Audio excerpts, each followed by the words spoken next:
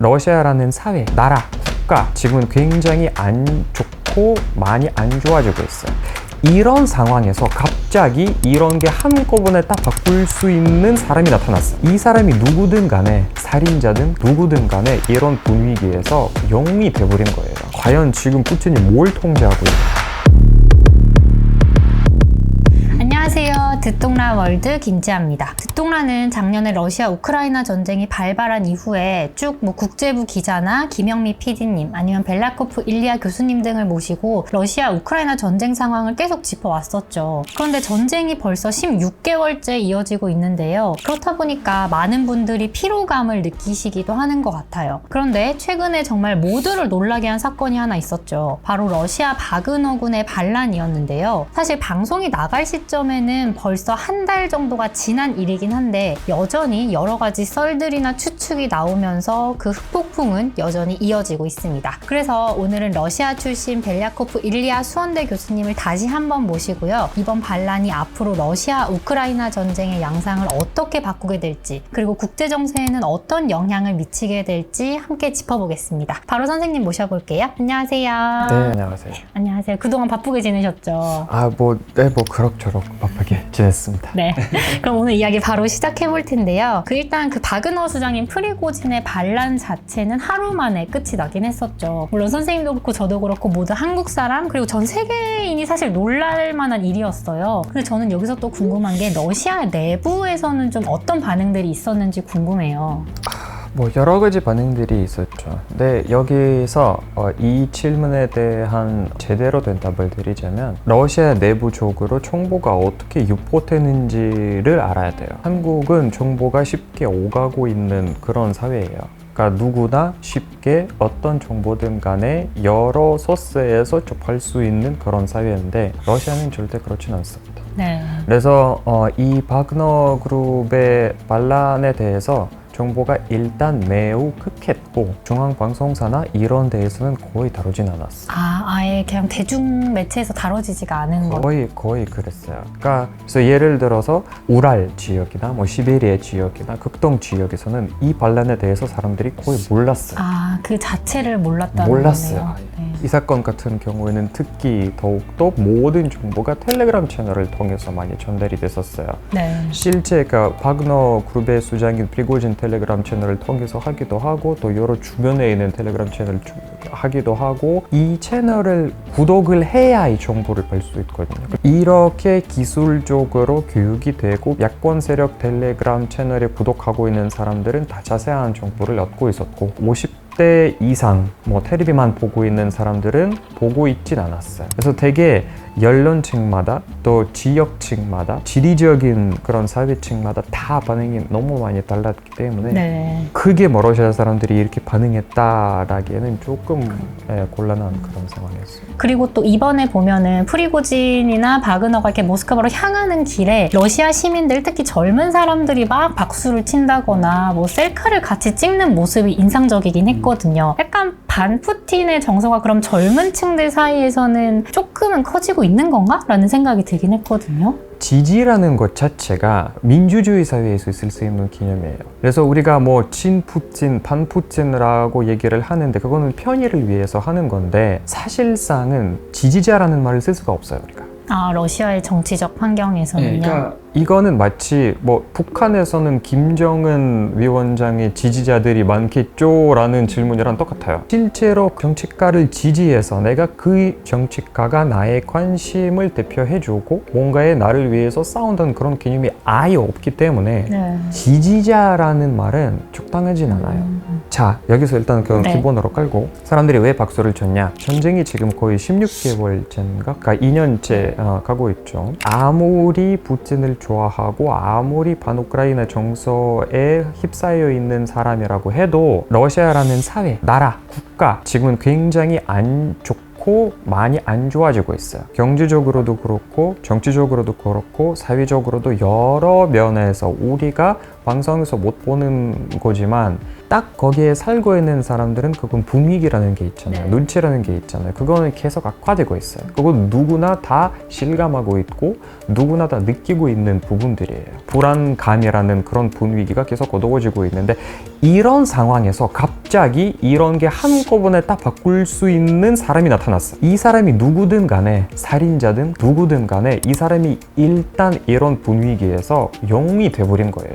아, 그러니까 이 지금의 상황을 바꿔줄 누군가가 필요했던 상황인 이 거예요. 사람이 누구든 상관없이. 프리고진이라는 바그너그룹의 수장은 좋은 사람이 아니에요. 굉장히 나쁜 사람이고 그렇죠. 돈을 엄청 많이 훔친 사람이기도 하고 다른 사람들을 엄청 많이 죽인 사람이에요. 여기서 우리가 선을 긋고 얘기를 해야 하는 게 사람들이 환호를 하면서 박수를 치는 게 프리고진이 아니라 프리고진이 대표하는 새로운 상황이라고 얘기를 해야 되나? 새로운 개념. 지금 시스템에 딱히 부진이라기보다는 그냥 지금은 있는 시스템에 도전을 던져는 그런 사람이 생겼기 때문에 이 사람에게 환호를 보내는 거지 바그너그룹의 수장인 프리고진에게 환호를 보내는 건 아니에요.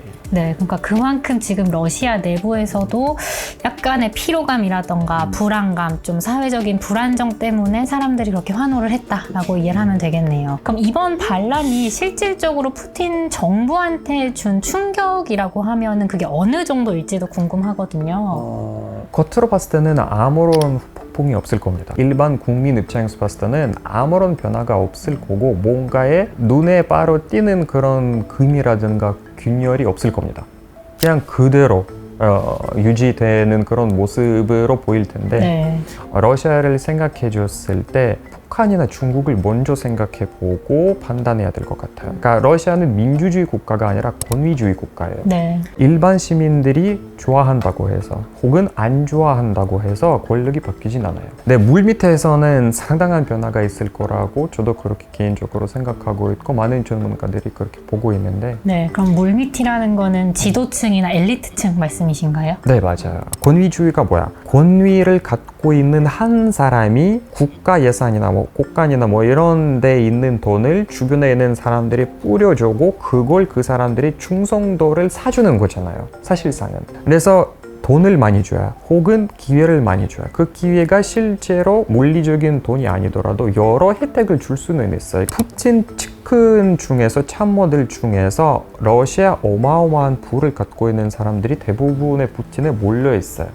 가스프롬이라든가 가스와 석유를 팔고 파는 회사라든가 철도, 항공, 출입 분야 등등등 이 모든 사람들이 푸틴이 있어야 이 사람들이 돈을 엄청 많이 벌고 지금의 누리는 혜택을 계속 누릴 수 있어요. 푸틴이 있어야 유지되는 시스템인 거네요. 푸틴이 있어야 유지가 되는 거예요. 그래서 푸틴 입장에서 봤을 때는 내가 이 자리에 있으려면 계속 그 사람에게 뭔가를 줘야 돼요.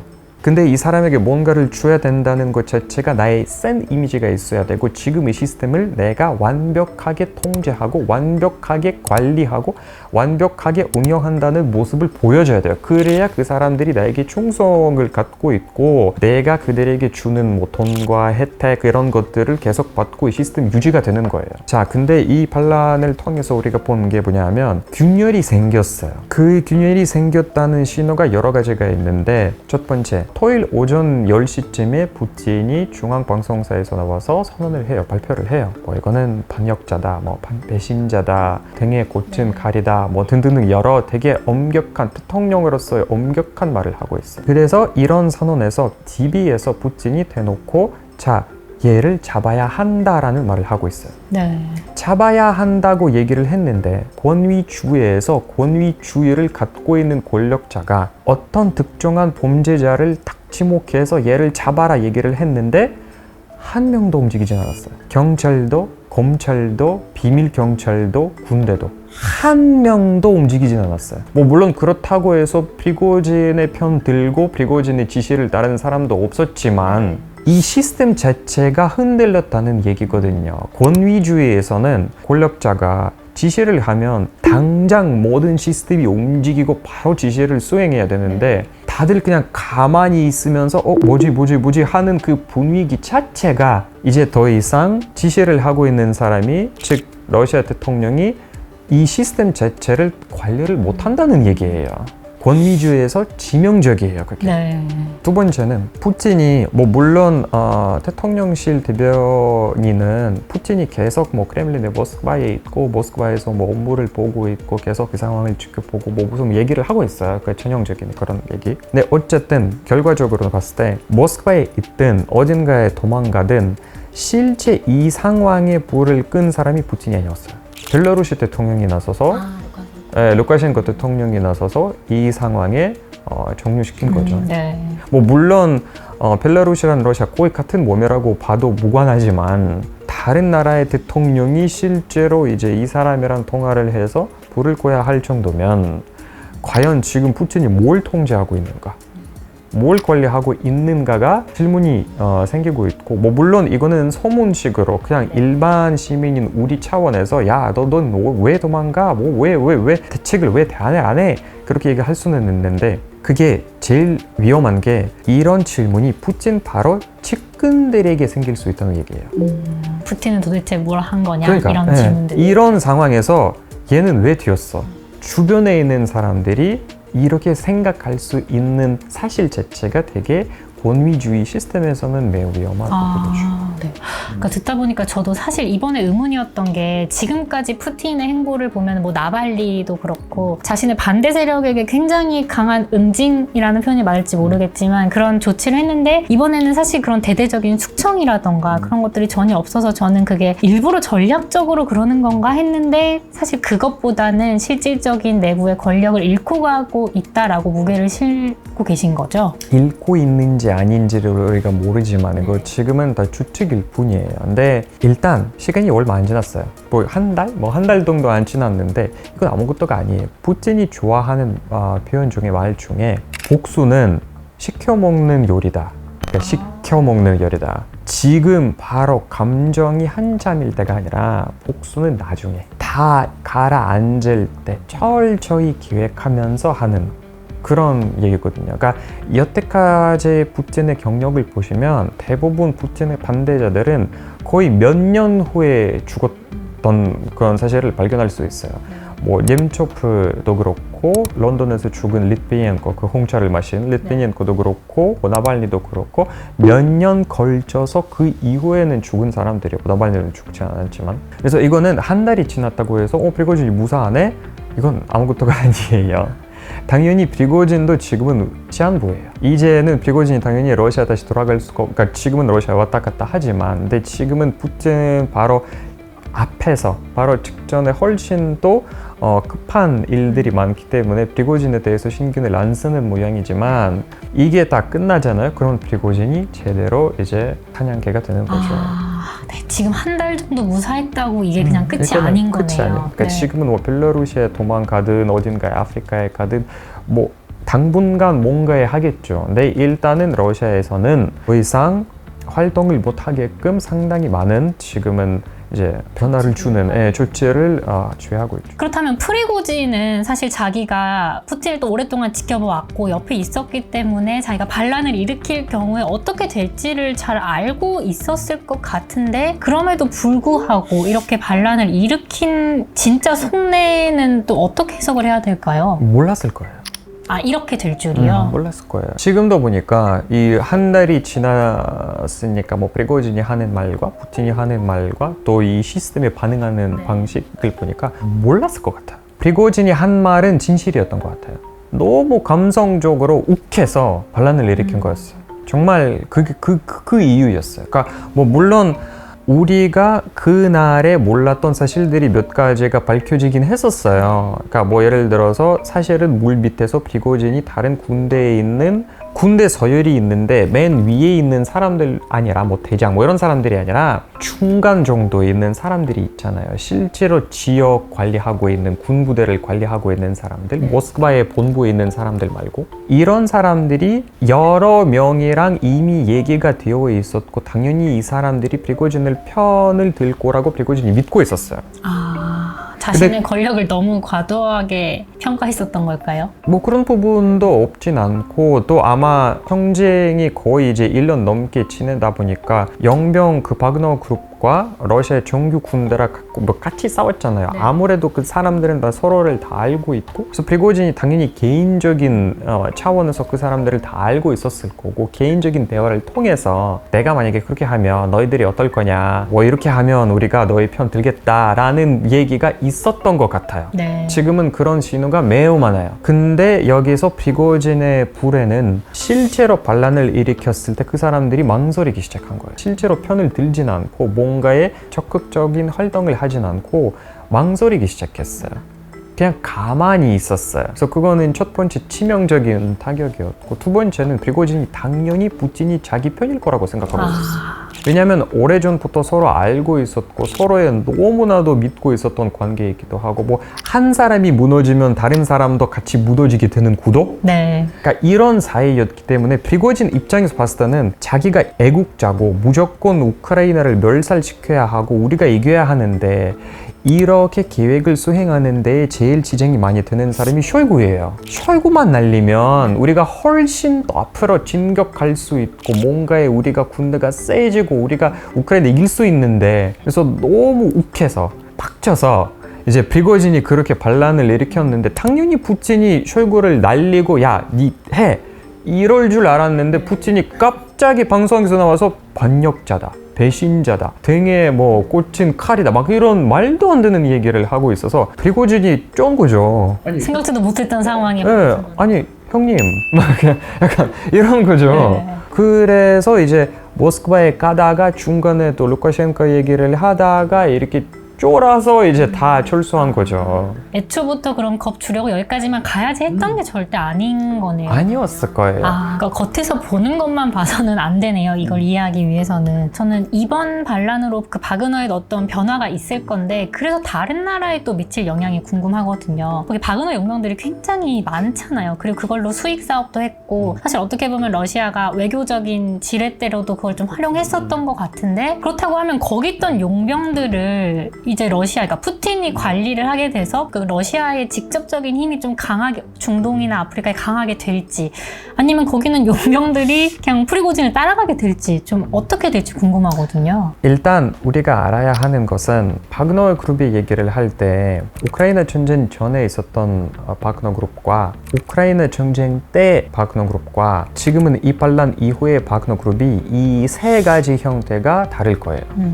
어떻게 다르냐면, 우크라이나 전쟁 이전의 바그너 그룹은 말 그대로 계약직 용병이었어요. 뭐 시리아라든가 다른 중동 국가나 뭐 아프리카라든가 러시아 내부적으로 더 이상 희망이 안 보이는 그런 사람들이 거기는 계약을 해서 싸우는, 그러니까 전문적인 그런 싸움군, 싸움탁이라고 할 수 있죠. 그런 사람들이 들어가서 싸우는 그런 용병이었고, 우크라이나 전쟁 때는 많이 바뀌었어요. 우크라이나 전쟁 때 바그너 그룹의 거의 80% 이상이 죄수예요. 실제로 우크라이나 전쟁이 시작하고 난 다음에 바그너 그룹의 수장인 프리고진은 본인이 직접 러시아 전국에 있는 감옥들을 돌면서 사람들을 모집을 했잖아요. 엄청 많이 5만 명 정도의 모집을 했어요. 물론 이 5만 명 중에 거의 4만 명이 지금 사망했지만, 네. 그럼에도 뭐 1만 명 정도는 남아있고, 또 지금은 계속 모집을 하고 있어요, 러시아 내에서도. 자, 근데 여기서 우리가 알아야 할 게, 지금은 바그너 그룹이 아마 두 갈래로 이제 분리가 될 건데, 네.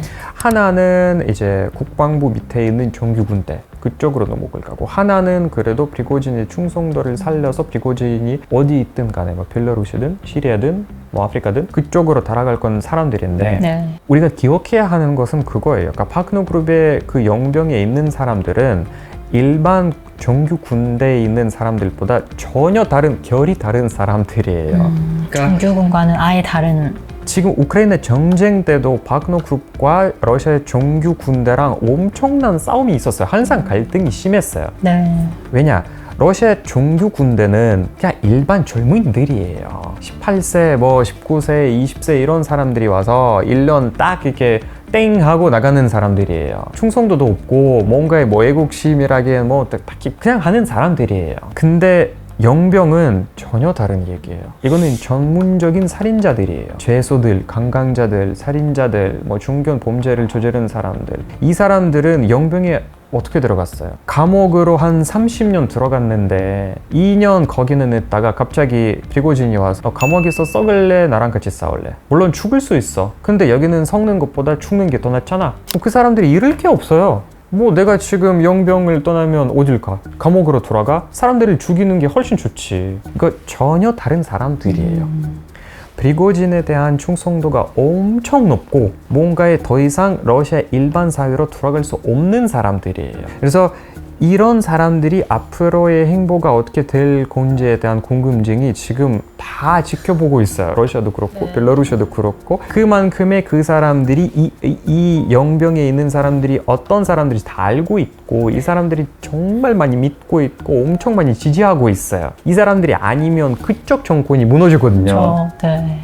그래서 사실상은 어떻게 바그너 그룹이 지금은 또 앞으로 어떻게 할 건지 프리고진에 대해서 엄청 많이 달려 있는데 네. 그거는 우리가 지켜봐야만 할 수 있는 그런 사실입니다. 그래서 이게 사실 편집하는 시간이 좀 있다 보니까 그 사이에 또 어떤 일들이 나오고 어떤 그렇죠. 기사가 나올지. 네. 근데 방금 쭉 말씀해주신 걸 들어보면 어쨌든 러시아 내부 일반적인 국민들도 그렇고 지도층 사이에서도 일부 균열이 생긴 거는 분명하고 많은 변화를 볼 수 있는데 그렇다고 하면 이번 반란이 우크라이나 러시아 전쟁에 끼치게 될 영향은 좀 어떻게 될까요? 이것도 되게 미지수예요. 그러니까 처음에는 반란이 일어났던 날에는 제가 당연히 우크라이나에게 호재라고 생각하고 있었지만 지금 한 달이 지나다 보니까 느끼는 게 딱히 뭔가에 큰 영향이 없는 것 같아요. 아, 영향이 아예 없나요? 단기간으로 봤을 때는 호재일 수도 있어요. 우크라이나에게는 아무래도 이 바그너 그룹이 엄청 막 이렇게 바로 전선에서 많이 싸웠던 그룹이기도 하고 또 싸우는 방식 자체가 우크라이나에게 불리한 방식이에요. 왜냐하면 군대는 아무리 푸틴이 권위주의자라고 해도 그래도 군대는 최대한 사람을 살려서 최대한 무기를 살려서 최대한 이기는 그런 전략인데 바그너 그룹이 아니거든요. 그냥 사람을 그냥 죽여. 가서 죽어. 죽으면 뭐 그 시체를 밟고 너 가.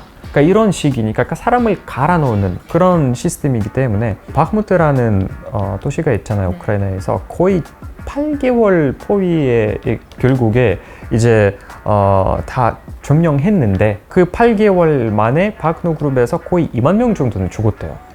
2만 명이요? 네, 2만 명 정도 바그너 그룹 그 사람들이 그 병사들이 그것도 바흐무트라는 도시가 아무것도 아니에요. 그러니까 작은 도시이기도 하고 전략적인 입장에서 봤을 때는 그렇게 중요한 도시도 아니에요. 근데 이렇게 많은 사람들을 희생시키면서 죽이고 아무렇지도 않은 도시를 점령하는데 2만 명이 죽었다면 당연히 더 이상 그런 싸움이 없을 거라는 거 입장에서 봤을 때는 우크라이나가 허지죠. 우크라이나 입장에서도 많은 사람들이 죽었을 텐데 그쪽에서는. 그리고 또 저는 이런 분석도 보긴 했거든요. 사실 미국을 비롯해서 다른 국가들에서도 이제 전쟁 지원을 조금 그만할 때가 되지 않았나라는 국민 여론이 있었는데 이번 반란을 보고 그렇다면 우리가 우크라이나 전 좀 더 지원해볼만 한데? 라는 여론이 생겨서 이것도 우크라이나한테 호재가 될 수 있다라는 분석들도 있는데 혹시 이런 의견들에 대해서는 어떻게 생각하시나요? 네, 이거는 크게 프리고진이 일으킨 반란이랑 상관이 깊지가 않다고 저는 개인적으로 그런가요?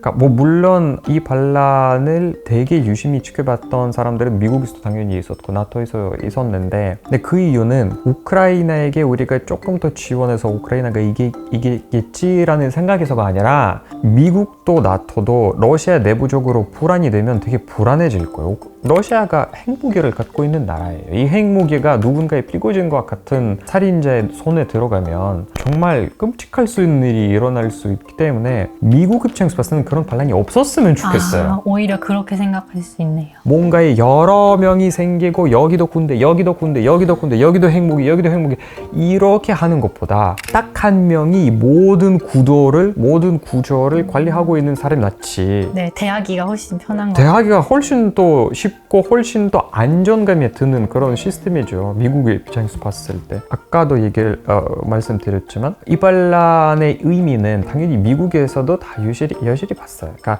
러시아 내부적으로 분열이 있다. 그러니까 푸틴이 더 이상 그렇게 막 이렇게 자기 권력을 쥐고 있지 않는다라는 것을 미국에서도 당연히 봤고 유럽에서도 봤고 그보다 푸틴에게 더 위험한 건 중국에서도 봤을 거예요. 중국이요. 네, 그러니까 중국은 여태까지는 러시아를 지지하는 않았지만 그렇다고 해서 지원하는 것도 아니었어요. 네. 그냥 중립적인 입장이었는데 왜냐하면 중국 입장에서 봤을 때는 러시아가 완전히 무너지면 이 세계 질서가 너무 무질서가 돼버리기 때문에 중국 입장에서 봤을 때도 러시아가 안 무너졌으면 하는 그렇다고 해서 러시아가 너무 많이 권력을 쥐고 있으면 안 되는 그런 상황이었기 때문에 이번에 보니까 푸틴이 아무것도 아니네? 실제로 권력을 잃을 수 있네? 라는 입장에서 봤을 때는 푸틴에게 엄청난 악재죠. 이제는 푸틴이 중국에 너무 많이 달려있고 너무 많이 의존하기도 하고 또 시진핑이 굳이 러시아를 갖고 놀지는 않겠지만 그렇다고 해서 푸틴이 같은 위치에 서 있는 나라의 지도자라고 보지는 않을 거예요. 네. 오늘 이야기 쭉 들어보니까 사실 요즘에 자고 일어나면 그냥 기사가 막 쏟아지잖아요. 그래서 이게 뭐 어디서 텔레그램에서 나왔다는 것도 있고 계속 익명 소식통이라고 해가지고 제가 굉장히 뭘 믿어야 될지 헷갈린 상황이었는데 아까 말씀해주신 대로 단어 하나하나를 너무 해석하기보다는 앞으로의 큰 움직임을 저희가 쭉 지켜봐야겠다라는 생각이 드네요. 네. 오늘 나와주셔가지고 너무 감사하고요. 저희가 조만간 또 모시도록 하겠습니다. 알겠습니다. 감사합니다. 네, 감사합니다. 오늘 저희가 준비한 소식은 여기까지입니다. 오늘 이야기 어떻게 들으셨을지 궁금한데요. 댓글 많이 남겨주시고요. 저희는 그러면 다음 이야기로 찾아오겠습니다. 화수목 아침 7시 듣동라가 습관이 됩니다.